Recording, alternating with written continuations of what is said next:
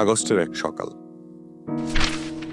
মানুষের হাতে নানা মাধ্যমে পৌঁছে যাচ্ছে ডাক বিভাগের সিলমোহর এবং ডাক টিকিট লাগানো একটি চিঠি। কে পাঠালো এই চিঠি? আমরা জানবো সেই উত্তর। তার আগে চলুন একটি প্রশ্ন তুলে দেই আপনাদের সবার মনে। জুলাই গণ অভ্যুত্থানের পর ফ্যাসিস্ট সরকার পতনের আজ ৭৩০তম দিন। এই ২ বছর পরে যদি প্রশ্ন করা হয় যে দ্রোহ, যে স্বপ্ন নিয়ে বুলেটের সামনে দাঁড়িয়েছিলেন বাংলাদেশের সাধারণ জনতা, তার কতটুকু পূরণ হয়েছে? একই দিনে দুইটা ভোট হলো, একটা বাস্তবায়ন হয়ে সরকার গঠন করলো, আরেকটার কি হলো? কিন্তু যেই নির্বাচিত সরকার ক্ষমতায় আসলো তারা যেই পয়েন্টগুলো তাদের পক্ষে গিয়েছে তারা সেগুলোতে হ্যাঁ বলেছে, যেগুলো তাদের ক্ষমতার জন্য হুমকি হতে পারে সেগুলোতে তারা নোট অফ ডিসেন্ট দিয়েছে।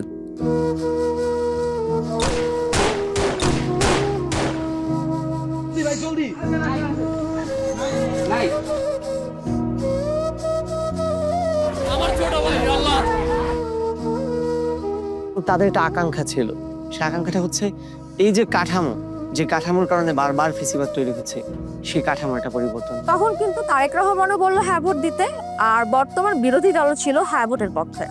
আবু সাইদ নিজের জীবনকে উৎসর্গ করেছে, সেখানে হায়ের পক্ষে দয়া করে আপনারা দেব। কারণ এই হ্যাঁ ভোটের নামই হচ্ছে আগামীর বাংলাদেশ। এই হ্যাঁ ভোটের নাম হচ্ছে আজাদি, না ভোটের নাম হচ্ছে গুলামি।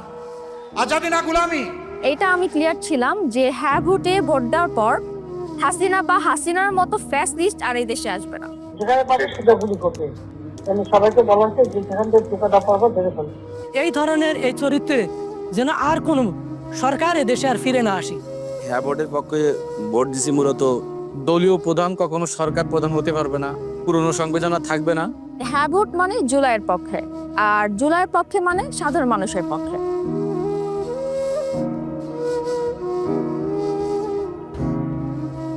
বেগম খালেদা জিয়ার কথা বলি, উনি একটা কথা বলেছিলেন যে জনগণের সরকার যখন আসবে তখন এই মুজিবীয় যে সংবিধান সেটাকে তারা ছুঁড়ে ফেলে দিবে। সরকার গঠনের পর বিএনপি নানা অজুহাতে হোক কিংবা তাদের কৌশলগত জায়গা থেকে তারা এই জায়গাটাকে টেকনিক্যালি একটু স্টিপ করার চেষ্টা করছে। এই গণভোট সেই গণভোট না, যে এরা সংস্কারের বাহানায় যদি নির্বাচনটা না হতে দেয়, সেজন্য আমরা সবকিছুতে আপোষ করে জুলাই জাতীয় সনদও স্বাক্ষর করেছি। তাই মনে করি যে বাংলাদেশের জনগণ তারা বুঝে কোনটা সঠিক এবং কোনটা ভুল, যেভাবে তারা বুঝেছিল ২ বছর আগে ২৪শে জুলাই অভ্যুত্থানের সময়। তাহলে আমরা কি দেখতে পাই যে বেগম খালেদা জিয়ার উত্তরসূরি যারা, তারা ঠিক তার বিপরীতমুখী আচরণগুলি করছে। এই যে কাঠামো আছে, এটা একটা মেশিনের মতো কাজ করে আসলে। এখানে যাকে আপনি বসায় দিবেন, এই কাঠামোর মধ্যে থাকলে সে অটোমেটিক্যালি ফেসিবাদের দিকে যাবে। ভোরবেলায় যে চিঠি আমরা দেখেছি তা একে একে পৌঁছে যাচ্ছে সাধারণ মানুষের হাতে। আবু সাইদ, মুগ্ধ, ওয়াসিম সহ যারা শহীদ হয়েছেন কিংবা অভ্যুত্থানে যারা স্বাধীনতার স্বপ্ন নিয়ে ফ্যাসিস্ট বিরোধী আন্দোলনে সক্রিয় ভূমিকা রেখেছিলেন, কতটুকু পূরণ হয়েছে তাদের সেই স্বপ্ন?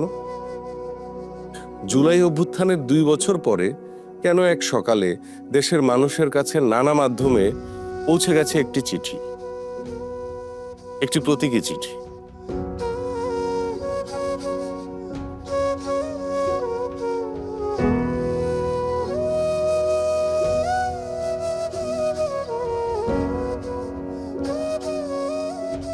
সাধারণ মানুষ মনে করে আবু সাইদ, মুগ্ধ কিংবা ওয়াসিমদের রক্তের বিনিময়ে পাওয়া এই জুলাই এখনো শেষ হয়ে যায়নি।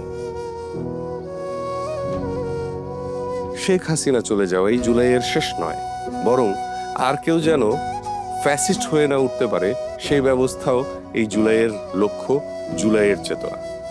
সেটা জুলাই সনদ বাস্তবায়নের পক্ষে হ্যাঁ ভোটের মাধ্যমে বাংলাদেশের জনগণ রায় দিয়েছেন। এটাই এই চিঠির মূল কথা।